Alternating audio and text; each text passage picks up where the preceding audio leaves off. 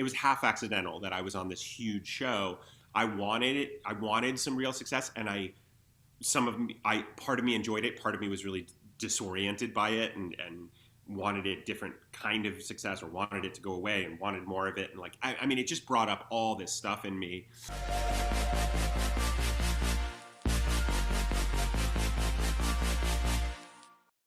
Hi, this is Kara. You're watching Really Famous. Right now, you are about to really get to know someone famous named Josh Radnor. He is more than Ted Mosby from How I Met Your Mother. Are you ready to really get to know him? The real deal. Let's go. Yeah, I mean, it's a strange thing. Like, I have noticed that the fervor for How I Met Your Mother among people who watch, it just has not gone away. It doesn't feel like it's dimming. That's interesting. And you know, that is both wonderful, and it also compounds my problem. You know what I mean? I'm sure. Yeah, and it's funny, like, I went to NYU for grad school, to the grad acting program. I really thought I was going to be a New York theater actor who did a Law and Order every once in a while, and I was really committed to this idea of being like a working theater actor. And maybe I'm downplaying my ambition, because at some point I did move to LA, and I was auditioning for pilots and getting pilots and doing all this stuff. But you have this big hit, and it was almost, I mean, it was like both half accident. It was half accidental that I was on this huge show. I wanted it. I wanted some real success, and part of me enjoyed it. Part of me was really disoriented by it, and wanted a different kind of success, or wanted it to go away, and wanted more of it. And like, I mean, it just brought up all this stuff in me. But I noticed, you know, I directed these 2 indie films. I'm basically like an indie musician. You know, don't tell my agents this, but I sometimes do feel like my tastes just lean more small. Yeah. You know, not, I mean, I'd love to be on another hit show, and I think that'd be really fun, and we can make that happen. I'm talking to my representatives right now. But really? At the same time, no, I mean, I would enjoy it, but I also feel like the stuff that I generate and make, it's just what gets me feeling alive, you know? And I don't know, I don't feel, you know, I feel like there are these creators like Shonda Rhimes or something, like she really has her finger on the pulse of what people want to watch. Right. And I don't know that I just know what I am interested in, you know, and I have to just trust my own taste, which I think is good, but I don't think it's for literally like everyone, you know. I never had like a big kind of popular imagination. I'm more like, oh, I want to, even at a party, I'm not interested in, you know, slaying the room with a big story. I always like to huddle in a corner with someone I really enjoy talking to and just have a one-on-one. That's why I like podcasts, actually. Of course you do, yeah. It's just a more intimate thing, you know? Yeah. And even my movies are, I was telling my girlfriend the other day, like, my movies are even like mostly 2-person scenes, because that's what I'm interested in. I'm interested in like sitting across from someone, getting vulnerable, finding out who someone is, you know, that's just what I do. That's what you do. And I get that from you. And that's why I've been wanting to talk to you, because I knew I would like you, because that's how I am too. I'm not like a creator like you, but that's me at a party. That's me. That's why I love podcasts too. It's the same exact thing. It's so interesting. But getting back to what you said, so I could totally see you as like a New York stage actor your whole life. Absolutely. At the same time, right, you I don't know, you said it was by accident that you landed on How I Met Your Mother, but I see, like, you can be that too, right? And at the same time, now, I think TV now is more indie motivated. You know what I mean? Yeah, because I think of all so. the different, right? Yeah. So it's like, yeah, there will be those Shonda Rhimes shows, but I watch a lot of TV, but I'm not watching those Shonda Rhimes shows. I'm watching the other, you know, the limited series or whatever that not everybody talks about, or maybe they do talk about it, but it's just 12 episodes on Netflix and I can't wait for season 2 to come out or something like that. Right. So there is so much more of that too, that it doesn't have to be, I don't know how many more How I Met Your Mothers are even, you know, coming down the pike. Like, right. We might have been like kind of the last of a breed, you know? Yeah. And I don't want to overstate the kind of accidental thing. Like I wanted to be successful and I wanted to be on a great show with a great ensemble. And like, there was a lot that was fulfilled by that. But to your point about the current kind of fashion of TV. I do feel like it's much more in line with my sensibility because I was always, I always loved like art house movies. I love foreign Yes. movies. I was never like a sci-fi monster person, like I don't know much about the Marvel Cinematic Universe. I mean, I've seen a couple, but it's not, I like watching Ethan Hawke and Julie Delpy wander around Europe together, You're mentioning all my favorites. Yeah. Before sunrise, Yeah. before sunrise, before sunset, and before midnight. after. Before I always want to think that one of them is after. I love those Yeah. films. Although the third one, how'd you feel about It the was third pretty one? devastating. I saw it at Sundance actually. I thought it was very smart, but it was almost misanthropic. Like it was almost like he said, like, "Hey, all you hopeless romantics that fell in love with the first two, here's what happens when you actually are with the person that you walked around Europe with, Right. and what that looks like, and how." And it was like a bracing dose of realism, but it was also like it was heartbreaking. It was heartbreaking. Yeah. I think that's right. That's kind of what they did, and it was devastating. I still liked it, but it was hard after watching those first two. The second one was my favorite. I just The second loved one's it. the best. I saw that a bunch of times in the theater, and yeah. So I actually do love the kind of trends of TV right now. I love. I do feel like it feels like a lot of the indie film sensibility that I really loved and has migrated to TV, and if you wanted to, you can see that there's so many actors that, TV used to be like the ugly stepchild of movies. And now you're seeing these enormous stars who want to tell good stories. And they're like, well, you tell them on TV now. Right. Well, Al Pacino's a perfect example doing Hunters. Yeah, and it was the first TV show he had done. It was so funny. He kept referring to it as a movie, and we're like, does he know this is a TV show? Like, I think he just thought we were doing a 12-hour movie. But That is so funny. It's Yeah. like sometimes I'll hear some filmmakers using the word picture still, and it cracks me up. Picture, I love it. It's like Sidney Pollack. Yeah, pictures. Right. Yeah. We're making a picture. I was making a picture back, this last year. I love it because it's just a slice of what they're it's used so to, old-timey. Yeah. But that's so funny. So what? All right. So tell me how did you get that then? So you thought to yourself, you're in New York. You see yourself as a New York actor. Then you're like, you know what? I'm going to go out for pilot season. So were you looking for like money? Were you looking for stability? Were you looking for what? You wanted to be successful. So what did that mean to you? Back in those, I got a really good agent who I was with for over 14 years when I got out of NYU. And she was constantly sending me out for film and TV. And I noticed that back then you would go on tape, and they would literally send the tapes over to California. They would fly the tapes over. And I just couldn't get noticed on TV. But I noticed that when I was in the room with the director, if someone was there, the producers, it would have a much better audition when I could actually be there. And I think part of that was I knew how to be in a room with people, but I didn't quite know how to be on camera just yet. I mean, I was pretty green. I was very, I felt very like I knew how to be on stage. I was just green. It's an adaptation you have to make to figure out how to be on camera in terms of scale and all this stuff. But my girlfriend at the time was working in LA. She was working a lot, and I came out to visit her, and I got like a test deal from a pilot right away. And we ended up not doing it because of the deal, but then I came back to be with her for 3 months during pilot season, and I got my very first pilot that I auditioned for. So I couldn't get anything in New York. And then I got out to LA, and I suddenly just was booking everything. I got a movie that same week, like it just like LA seemed to just open itself up to me from a TV perspective.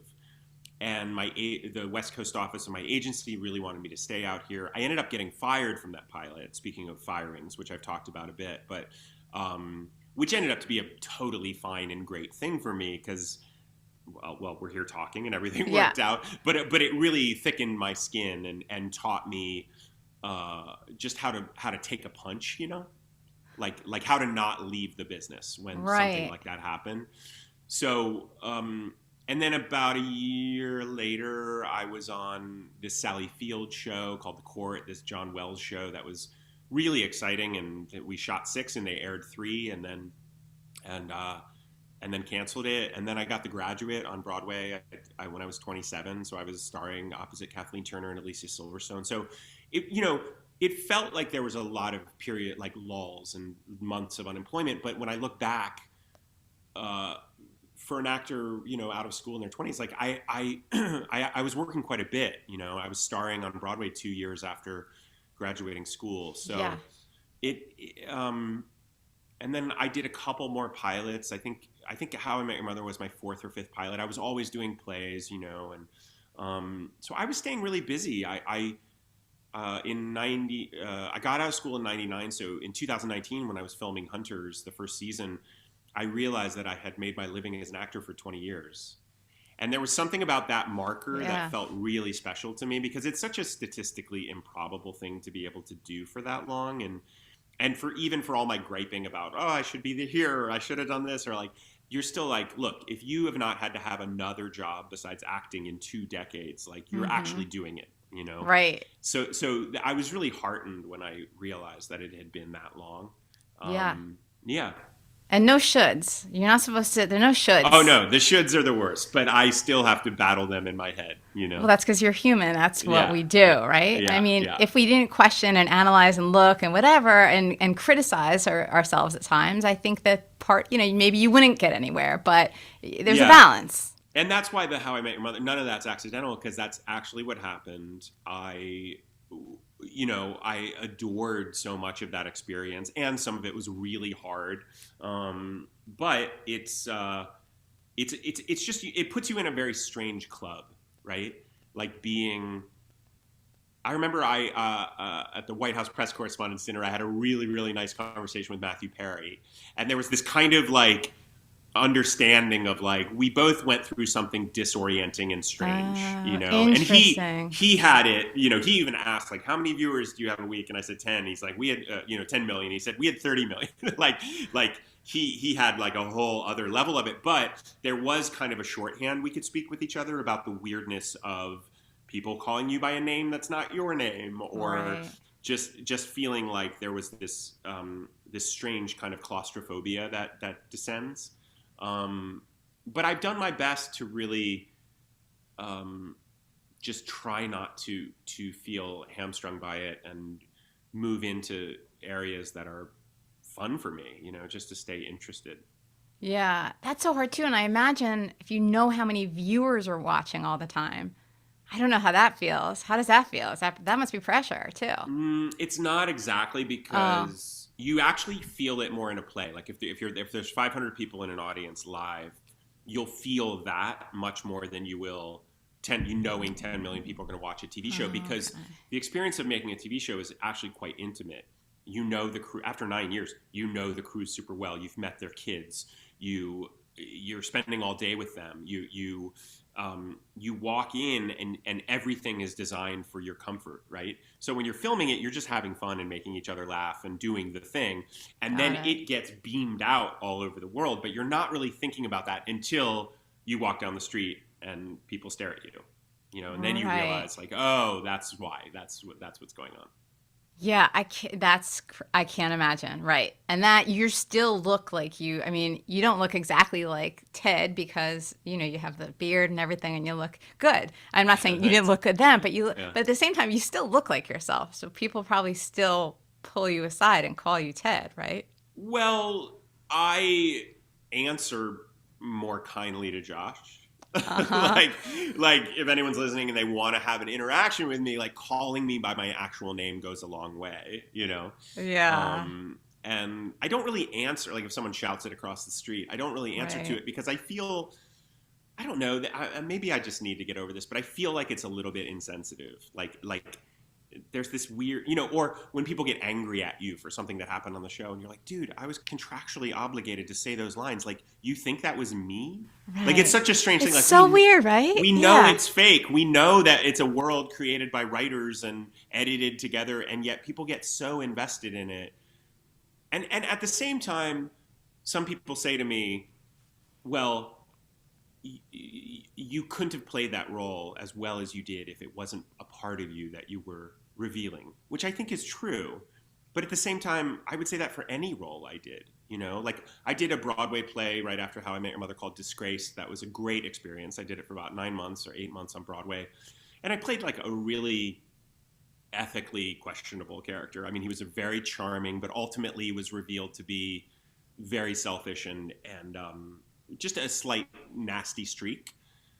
And I was really good at it, and there are these parts of ourselves that we reveal in different roles. I mean, I was revealing something when I played Ted that when I played Isaac on Broadway, like that was a whole different part of myself that I was revealing, but none of it is not me, I just tap into that part of me. It's very Jungian, like we have everything contained in us. My acting teacher at NYU used to say, you're here to expand your definition of yourself. Right? So the parts of you that you think you're not, you're going to locate them in yourself. And you're going to see like, oh, you do have a criminal in you.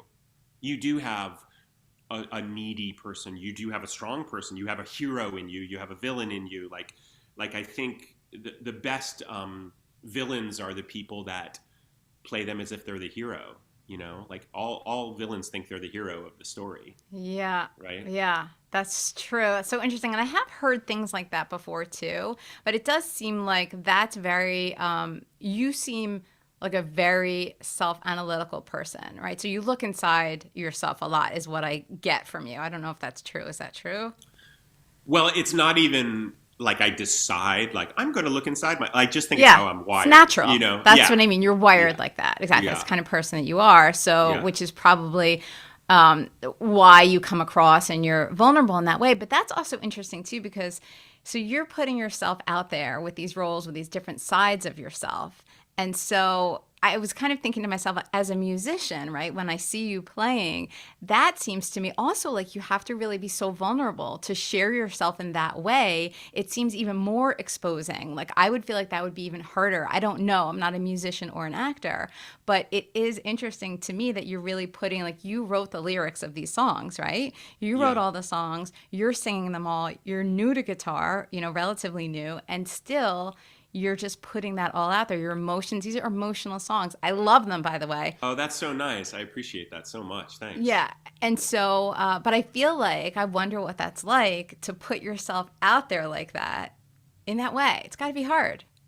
Well, I started writing songs about 7 or 8 years ago with my friend Ben Lee, who is an Australian songwriter, and he's a very dear friend of mine. And we started a band called Radnor and Lee. We put out 2 records. We toured to Brazil and Australia and all over the States. And it was an amazing thing the first record, he just played guitar. We wrote the lyrics and music together, but he was the one playing the guitar. The second record, I had started to learn guitar, and he said, let's be a 2-guitar band. So we wrote the second batch of songs with both of us as musicians. And I think it really upped the quality of the second record, the songwriting on it. And, but I, in some ways, the scariest thing now is playing without Ben, because he's been playing since he was 11 or 12, and he's been a professional musician since he was essentially 13.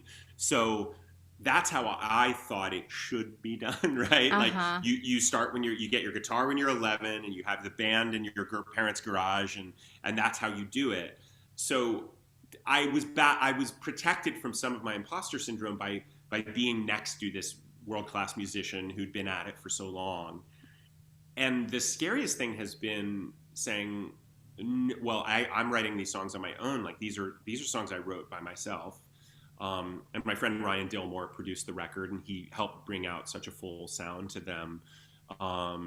But they're mine, it's not, it's like they rise and fall on, it's me. Yeah. So there's something, I woke up yesterday, really scared. Like I was really nervous for that thing. Once I got there, I was fine.